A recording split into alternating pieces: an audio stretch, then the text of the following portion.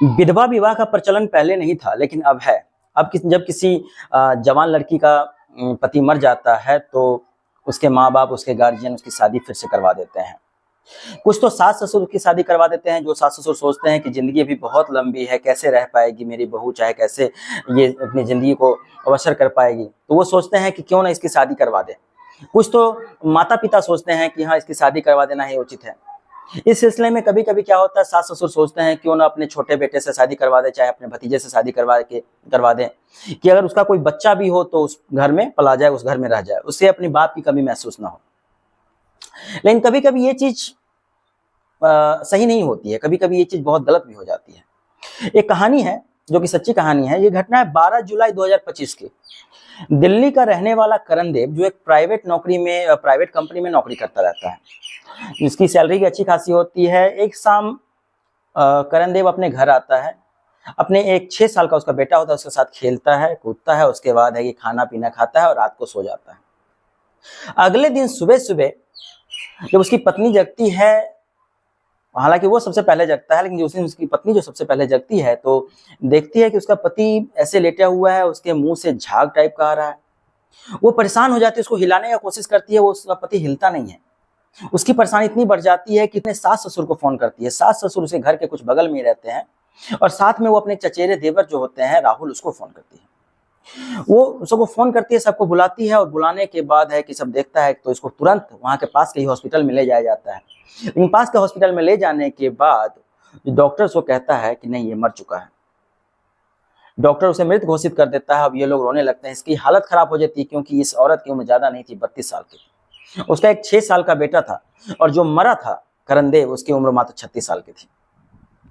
अब इस दुनिया में वो कैसे अकेले रह पाएगी, इस चीज का उसको टेंशन होने लगता है। कुछ दिन के बाद उसका एक अपना सगा देवर जो है, जिसका नाम कुणाल होता है, वो इसी बात का टेंशन लिए घूम बैठा हुआ रहता है। तो अचानक से अपने चचेरे भाई का, जिसका नाम राहुल रहता है, उसका मोबाइल लेके फोन करता है। फोन को वो जब ऐसे करके कर रहा होता था, अचानक उसके सामने उस मोबाइल में उसका एक चैट सामने आता है, जिसपे उस पे लिखा रहता है वाइफ करके दिल का बनाया रहता है।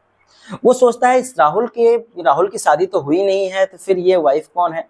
वो थोड़ा सा स्क्रॉल करके देखता है, तो करने के बाद उसमें कुछ ऐसा मिलता है कि राहुल, ये जो कुणाल है, सो काफी चौंक जाता है। वो बहुत ज्यादा परेशान हो जाता है, तुरंत भाग के पुलिस के पास जाता है, पास ही का पुलिस स्टेशन उसके पास जाता है। फिर वो उस आधार पे जो खुलासा होता है, ये काफी चौंकाने वाली न्यूज होती है।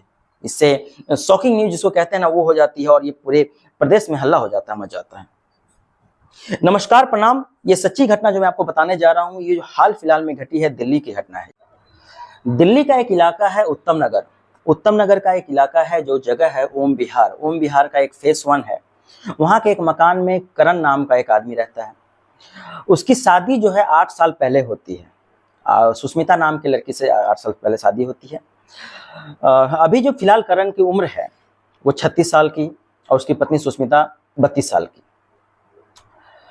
करण का एक बेटा भी होता है। दरअसल इसकी शादी जो होती है 8 साल पहले होती है। 8 साल पहले जब शादी करके सुष्मिता यहाँ आती है, तो उत्तम विहार के ही एक मकान में अपने सास ससुर के साथ रहती है, जिसमें उसका एक देवर कुणाल भी रहता है। सारे के सारे फैमिली एक साथ रहते हैं। करण एक प्राइवेट कंपनी में नौकरी करता है, अच्छी खासी कमाई करता है, कभी डे ड्यूटी कभी नाइट ड्यूटी करके बढ़िया प्राइवेट कंपनी में अच्छा काम कर रहा था, पैसा कमा रहा था। 2 साल बाद इसका एक लड़का होता है।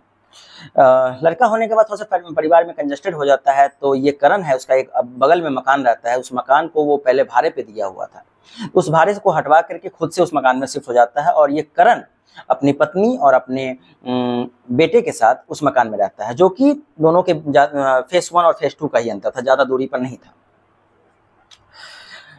करण अपने नौकरी में बिजी रहता है और काम करता रहता है और कमाता रहता है, अच्छा से खाता पीता रहता है, कोई दिक्कत आती नहीं है।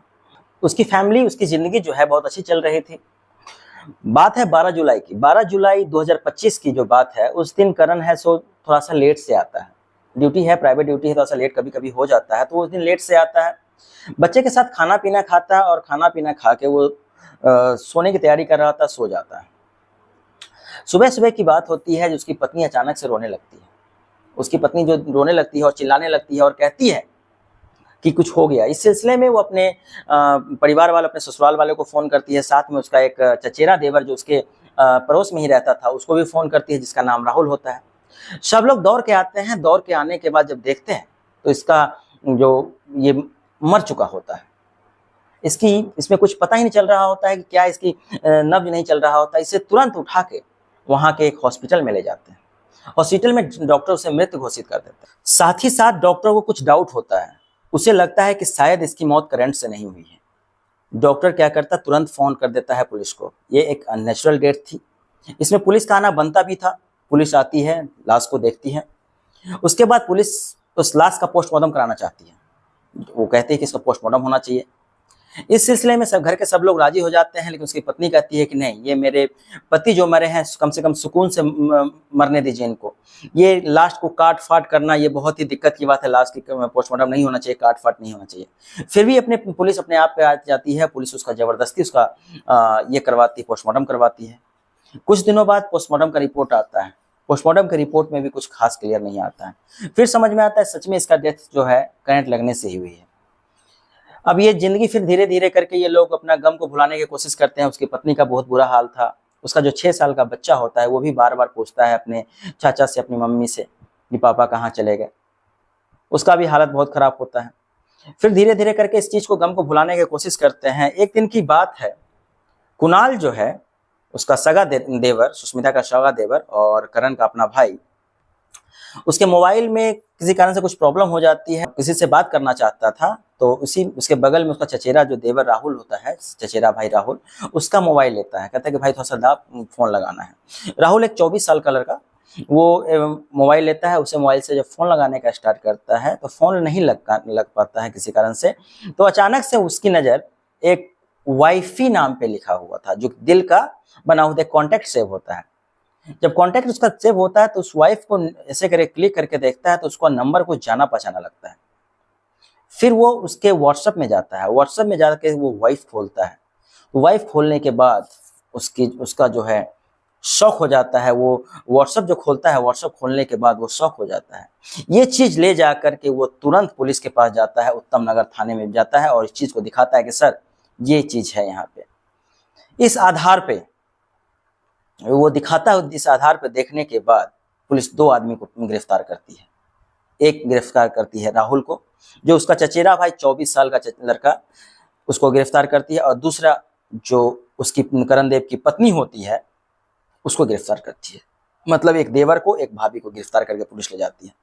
पुलिस उसको ले जाती है। पुलिस उस चैट को देखती है। चैट जब पढ़ती है और उसको सामने जब रखा जाता है और उससे पूछा जाता है कि ये क्या है, ये लोग बिना किसी ज्यादा दबाव के ये लोग फटाफट अपना एक जुर्म कबूल करते हैं। ये जुर्म जो होता है पूरे जगह को, उस एरिया को हिला के रख देता है।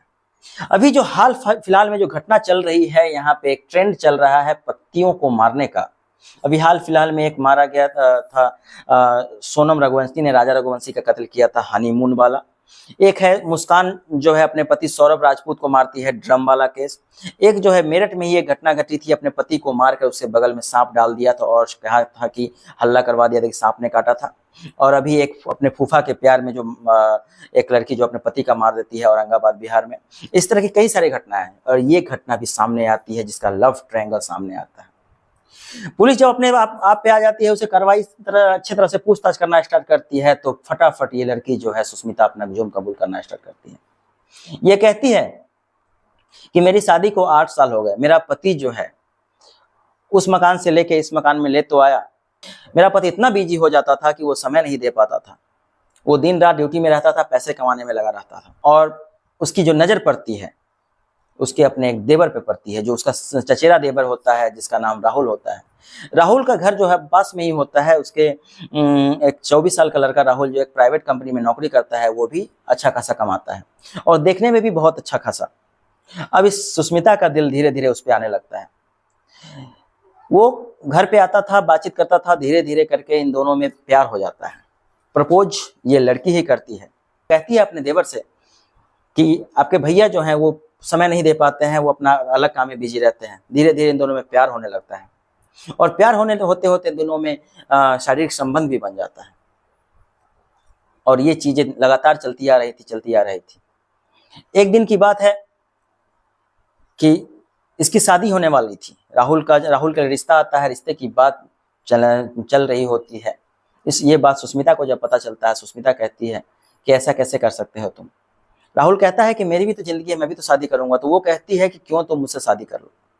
अब इस बात को लेके ये दोनों में कुछ बहस होती है। फिर जाके राहुल तैयार हो जाता है, लेकिन कहता है कि मैं आपसे शादी कैसे कर सकता हूँ, जब तक करण भैया हैं जिंदा, तो फिर कैसे शादी कर सकती हूँ।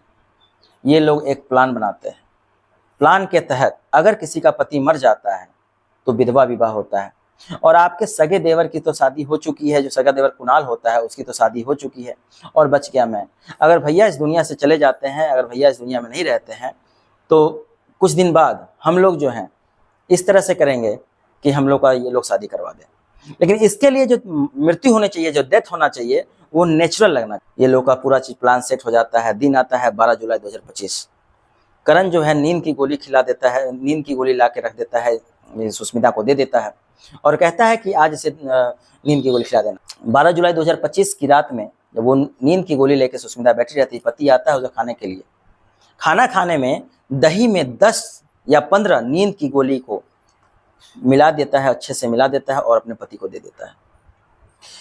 अब वो जो सुष्मिता अपने पति को ये सब देती है, तो पति जब उसे खाना खाता है, तो खाना खाते खाते वो नींद में चला जाता है। धीरे धीरे करते खाते खाते नींद में चला जाता है। तब इसके साथ चैटिंग स्टार्ट होती है। तभी राहुल उसके साथ चैट करता है और चैट करके कहता है कि क्या हुआ। वो बोलती है कि नींद की गोली तो दे दी हूँ, लेकिन अभी तक लगता है मरा नहीं है। फिर कहता है कि मैं आऊँ क्या, कि अभी रुक जाओ, थोड़ी देर बाद आना। फिर राहुल कहता है कि किस तरह से मरेगा, अगर नहीं मरा तो दिक्कत आ जाएगी। फिर ये लड़की भी कहती है कि हाँ, अगर ऐसा हुआ तो फिर दिक्कत आ सकती है, फिर क्या करना चाहिए। फिर ये लड़की कहती है कि करंट लगा दे क्या। तो वो कहता है कि हाँ लगा दो। तो फिर ये कहती है कि इसके लिए तुम्हें आना पड़ेगा। ये सब चैटिंग में दिखने को मिलता है। ये सब सारी चीजें चैटिंग में होती है। रात में चैटिंग करके उसको बुलाती है। रात के समय राहुल आता है। आने के बाद उसके हाथ में 2 बड़ा बड़ा तार होता है। उसको पहले उसके बेड से उठा के कहीं और रख दिया जाता है। करण को उठा के उसके बेड से उठा के कहीं और रख देते हैं, और रखने के बाद 2 तार प्लग में लगा के, और दोनों तार एक उसके बाह में और एक उसके सीने में सटा के पूरा करंट पास करवा दिए जाते हैं। करंट पास होता रहता है। वो तरफ तरफ के वहीं मर जाता है। उसका बच्चा तो सोया हुआ था, उसको तो जानकारी था नहीं। फिर ये लोग एक दूसरे से साथ संबंध बनाते हैं और फिर वहां से निकल जाता है। अगले दिन ये किसी को जानने से पहले इंतजार कर रही होती है। अगले दिन ये सुबह सुबह अपना ड्रामा स्टार्ट करती है।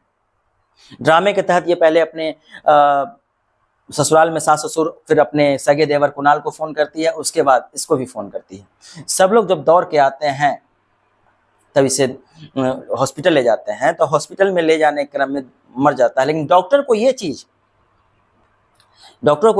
ये होता है कि मरने वाले इंसान के मुंह से झाग नहीं निकलता। जिसको अगर करंट दिया जाता है तो करंट मुंह से झाग नहीं निकलता है। जनरली करंट में आग लगना चाहिए, लेकिन इसके मुंह से झाग, वो बॉडी टाइट हो जाता है, लेकिन इसके मुंह से झाग निकल रहा था। डॉक्टर को उसी समय शक हो जाता है। डॉक्टर पुलिस को फोन करता है। ये घटना घटी थी 12 जुलाई को। 12 जुलाई के रात में, मतलब 13 जुलाई को उसका वो मृत पाया जाता है। उसके कुछ दिन बाद पोस्टमार्टम रिपोर्ट आता है। पोस्टमार्टम रिपोर्ट में साफ साफ क्लियर नहीं हो पाता है। अगर क्या होता, अगर वो चैट नहीं मिलता, अगर उसे डिलीट कर देते, तो इसका तो यही था ना, इसके दिमाग में यही चल रहा था ना कि अगर हम लोग बच गए तो फिर हम लोग बोलेंगे तो शादी करवा देंगे। क्या सच में वो लड़का शादी करता? वो शादी नहीं करता। वो सोच के रखा हुआ था कि इसके साथ इसका इस्तेमाल करना है, इसको ये करना है। दोनों ने अपनी जिंदगी तो बर्बाद कर ली। एक 32 साल की लड़की सुष्मिता और एक 24 साल का जो काम धाम कर रहा था, कमाने वाला लड़का। और एक डाउट इन लोगों को उस समय शुरू में होता है कि जो सगा देवर कुणाल होता है, इसको उस समय डाउट होता है। जब वो पोस्टमार्टम के लिए मना कर रही थी, साथ में इसका हेल्प ये भी कर रहा था कि नहीं, पोस्टमार्टम, भैया का पोस्टमार्टम नहीं होना चाहिए। उसका हेल्प जो चचेरा देवर जो है वो भी बोल रहा था कि पोस्टमार्टम नहीं होना चाहिए, पोस्टमार्टम बहुत खराब चीज होता है, पोस्टमार्टम में शरीर को काट फाट दिया जाता है, भैया आप मर गए हैं, उनको सुकून से, इनको दुनिया से विदा करो, ये सब बोल रहा था। इस चीज का शक उसके सगा देवर कुणाल को होता है। अभी ये मामला दिल्ली का भी काफी जोरों शोरों पे चल रहा है, ट्रेंडिंग में चल रहा है। लेकिन देखिए ये जो घटनाएं घट रही है, लव ट्रायंगल का मामला बता करके कितनी पत्नियां जो है अपने पतियों का जान ले रही है। उसका परिवार भी अच्छा चल रहा था, बढ़िया चल रहा था, एक बेटा था, घर परिवार कमा वमा के लाता था। क्या हुआ जो समय नहीं दे पाता था? अब उसके कहने से समय नहीं दे पाता था, समय भी देता ही होगा। दिन जब ड्यूटी करता था, ड्यूटी के अलावा समय देता होगा। इसकी माँ का रो के बुरा हाल है, उस बच्चे का अब क्या होगा? ये शादी करना चाहती थी अपने देवर से, अपने पति को मार के। कानून ये होना चाहिए, इन लोगों के लिए अलग ही ज्यादा से कड़ी सजा मिलना चाहिए। आज के लिए बस इतना ही। ये घटना है सो दिल्ली उत्तम नगर का है, और घटना बताने का कोई मकसद किसी को परेशान करना नहीं है, किसी को दिक्कत देना नहीं है, क्योंकि हर लोग ऐसे नहीं होते हैं। ये कहानी के माध्यम से ऐसा नहीं होने के लिए लोगों को नहीं लगना चाहिए कि हर लोग इस टाइप का होता है। हर भाभी देवर में खटास नहीं होना चाहिए, एक रिश्ता बना हुआ होना चाहिए। भाभी देवर का रिश्ता एक पवित्र रिश्ता कहा जाता है। हंसी मजाक सब चलता है, भाभी देवर से हंसी मजाक, देवर का भाभी से हंसी मजाक चलता है, लेकिन एक मर्यादा में रहकर होना चाहिए। नमस्कार, प्रणाम। आज के लिए बस इतना ही। मेरे चैनल को लाइक करें, शेयर करें, सब्सक्राइब करें। मैं सच्ची कहानियां और जो रियल घटना पे घटी कहानियां हैं वही आपको सुनाता हूं। इसके लिए आप लोगों का प्यार बना रहे। धीरे धीरे आप लोगों का प्यार बन रहा है। बहुत बहुत धन्यवाद।